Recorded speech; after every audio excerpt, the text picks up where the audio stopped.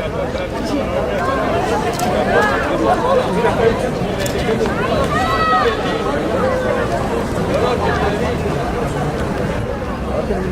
ce ne vuoi mettere il gioco poi in mezzo per come salire?